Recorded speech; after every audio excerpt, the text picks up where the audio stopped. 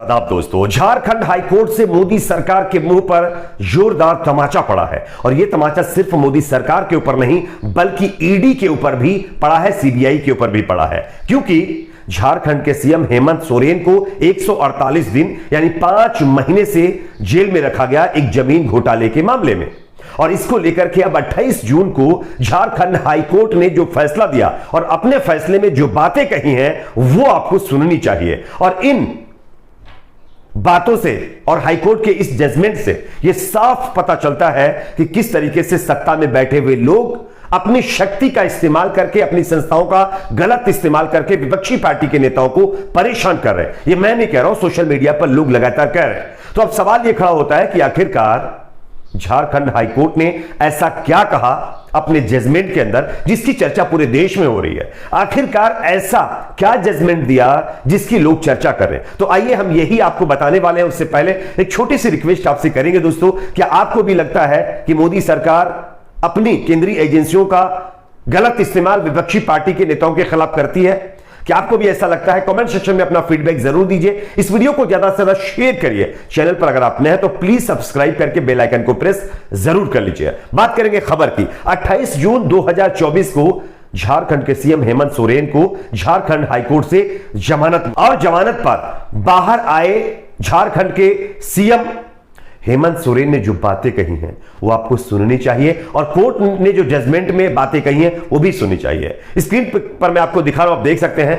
हेमंत सोरेन जैसे ही जेल से बाहर आए उन्होंने मीडिया को संबोधित किया और मीडिया को संबोधित करते हुए उन्होंने कहा कि आप लोग समीक्षा करें और इसके बारे में जनता को बताएं जो फैसला जजमेंट हाईकोर्ट ने दिया है उसकी पूरे देश के लिए संदेश है। झारखंड के हाईकोर्ट का यह फैसला, यह भी हेमंत सोरेन ने कहा। हेमंत सोरेन ने कहा कि हाईकोर्ट का यह फैसला एक बहुत बड़ा मैसेज यानी संदेश है और यह संदेश पूरे देश के लिए है।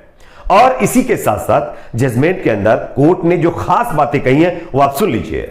जमीन पर कब्जे में हेमंत सोरेन की भूमिका के पक्के सबूत नहीं है। यह किसका कहना है? झारखंड हाईकोर्ट का। जस्टिस रंगन मुखोपाध्याय ने अपने 55 पेज के फैसले में कहा कि परिवर्तन निदेशालय का पूरा मामला संभावनाओं पर आधारित है। इस केस में इस बात का कोई पक्का सबूत नहीं है कि 8 एकड़ जमीन के कब्जे में याचिकाकर्ता हेमंत सोरेन की कोई सीधी भूमिका है।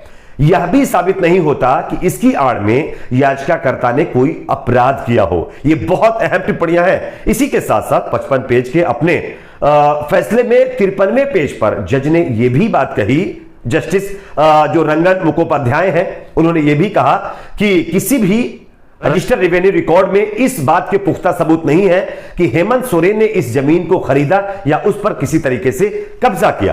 कोर्ट ने यह भी कहा कि पीएमएलए एक्ट 2002 की धारा 50 के तहत कुछ लोगों ने बयान दर्ज कराए हैं। इन लोगों ने कहा कि साल 2010 में हेमंत सोरेन ने इनकी जमीन पर कब्जा कर लिया। अब कोर्ट ने यह कहा कि जमीन से बेदखल हुए लोगों ने कभी भी कहीं भी शिकायत क्यों नहीं की? क्योंकि आप सब जानते होंगे अगर आपकी कई एकड़ जमीन, अरे 1 बीघा जमीन पर क्यों ना कब्जा हुआ हो, आप तो तुरंत जाकर के थाने में एफआईआर करेंगे, तुरंत जाकर के शिकायत करेंगे। लेकिन यह याचिकाकर्ता, ये शिकायत करने वाले लोग कई सालों तक खामोश क्यों बैठे रहे? क्यों इन्होंने कहीं शिकायत नहीं की? कोर्ट ने इस बात पर आश्चर्य व्यक्त किया कि जिन लोगों ने ईडी के समक्ष बयान दर्ज कराया है, कर्ता ने उनकी जमीन पर दखल कर लिया यानी कब्जा कर लिया, उन्होंने इसके खिलाफ कहीं शिकायत क्यों नहीं की? कोर्ट ने यह भी कहा कि याचिकाकर्ता जब सत्ता से बाहर था तब अपनी जमीन से बेदखल किए गए ये लोग संबंधित अधिकारियों के पास शिकायत दर्ज करा सकते थे और न्याय मांग सकते थे। क्योंकि ये एक बेसिक सा सवाल है, आपके मन में भी सवाल आता होगा, भाई शिकायतकर्ता जो है, पीड़ित जो लोग हैं, शायद सत्ता के दबाव में जाकर के शिकायत नहीं कर रहे होंगे। तो कोर्ट ने यह कहा कि भाई जब हेमंत सोरेन सत्ता में नहीं थे, सत्ता से बेदखल थे, बीजेपी की सरकार थी, तब इन्होंने शिकायत क्यों नहीं करवाई? अब अचानक ये क्यों आ गए? है ना, ये एक बहुत बड़ा सवाल है। तब ये इंसाफ मांग सकते थे लेकिन तब इन्होंने इंसाफ क्यों नहीं मांगा? हाईकोर्ट ने परिवर्तन निदेशालय के दावे को अपृष्ट माना है, अस्पृष्ट माना है, यानी कि सही नहीं माना है। कोर्ट ने केंद्रीय जांच एजेंसी ईडी के उस दावे को भी स्पष्ट माना है जिसमें ईडी ने कहा कि उसने समय पर कार्रवाई की जिसकी वजह से रिकॉर्ड से छेड़छाड़ करके जमीन को बिकने से बचाया जा सका। तो यह अपने आप में बहुत बड़ी बातें कोर्ट की तरफ से कही गई हैं। 50-50 हजार के 2 निजी मुचलके पर हेमंत सोरेन को फिलहाल जमानत मिल गई है और वो हाईकोर्ट के फैसले के बाद जेल से बाहर आ गए। उनका बयान भी सामने आया है, मैं आपको सुनाना चाहता हूं, उनका बयान भी सुन लीजिए, उसके बाद इसकी आगे चर्चा करेंगे। किया जा रहा है, यह भी किसी देश, पूरे देश में छुपा नहीं है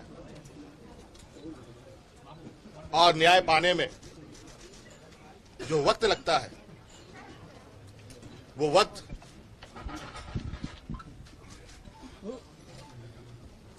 जो सामान्य वक्तों से महत्वपूर्ण वक्त होते हैं, उन वक्तों को बड़े सुनिश्चित तरीके से वर्तमान वक्त में लोगों के लिए मुसीबत खड़ी कर रही है। एक झूठे मनगढ़ंत कहानी गढ़कर मुझे 5 महीनों तक जेलों के अंदर रखा गया। इसी प्रकार आप देख रहे होंगे देश के अलग अलग हिस्सों में कहीं पत्रकार बंद है, कहीं सरकार के विरुद्ध आवाज उठाने वाले लोग और उनकी आवाज को कुचलने का काम किया जा रहा है। दिल्ली में मुख्यमंत्री जेल में बंद हैं, कई एक मंत्री रहते हुए लोगों को जेल में डाल दिया जा रहा है और न्याय की प्रक्रिया इतनी लंबी हो रही है कि दिन महीने नहीं वर्षों लग रहे हैं। और कहीं ना कहीं जो लोग पूरी शिद्दत के साथ अपने अपने राज्य, अपने अपने समाज, अपने अपने देश के प्रति अपने दायित्वों का निर्वहन कर रहे हैं। तो जैसा कि दोस्तों आप लोगों ने बयान सुन लिया है, 5 यानी महीने, यह कहना है हेमंत सोरेन का कि मुझे 5 महीने तक झूठे और मनगढ़ंत आरोप लगाकर सलाखों के पीछे रखा गया। हम देख रहे हैं कि कैसे न्यायिक प्रक्रिया में दिन महीने नहीं बल्कि साल लग रहे हैं, कैसे पत्रकार, मुख्यमंत्रियों और सरकार के खिलाफ आवाज उठाने वाले लोगों को जेलों में डाला जा रहा है। और यह फैसला अपने आप में एक बहुत बड़ा मैसेज देता है, क्योंकि जब इतने बड़े पद पर बैठे हुए एक नेता और एक प्रदेश के मुख्यमंत्री को मनगढ़ंत और बेबुनियाद आरोप लगाकर जब जेल में डाला जा सकता है, तो छोटे मोटे लोगों की बात ही मत करिए। इस तरीके से आज देश में लोगों के ऊपर, खास करके विपक्षी पार्टी के नेताओं के ऊपर कार्रवाई की जा रही है। इस पर आप क्या सोचते हैं, कमेंट सेक्शन में बताइए। वैसे हाईकोर्ट ने ईडी की नीयत पर ही सवाल खड़े किए हैं। खैर, आज के लिए इतना ही, मिलते हैं कुछ और खबरों के साथ।